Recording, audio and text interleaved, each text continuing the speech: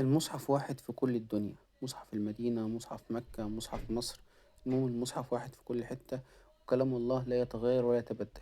التطبيق تطبيق محمله 500,000 مستخدم، بيسموه مصحف المدينة.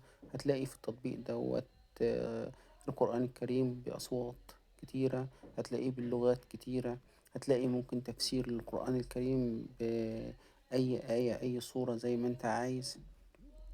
تطبيق تقدر تسمع عليه MP3 لأجمل المقرئين وأحسن المقرئين في مكة والمدينة والدول العربية كلها. تطبيق صور وكلماته بتبقى واضحة جدا ومميزة جدا.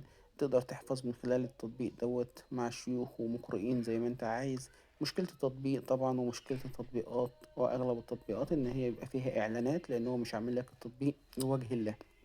التطبيق الوحيد اللي لوجه الله تطبيق القرآن الكريم. ممكن أقول لك عليه عشان تبقى عارفه. هو الوحيد اللي مش هتلاقي فيه أي إعلانات نهائيا، اللي عامله لوجه الله، مش لا يبتغي أي أجر من أي حد. لو ما كنتش تعرف التطبيق بتاع مصحف المدينة قبل كده وأول مرة تعرفه من خلال قناتي، شير ولايك وسبسكرايب. تقييمات التطبيق مميزة جدا. لو أنت عايز تعرف كل حاجة عن التطبيق ممكن تخش على لمحة، ممكن تسمع تعليقات الناس الإيجابية لو في أي حاجة تفيدك. تعليقات.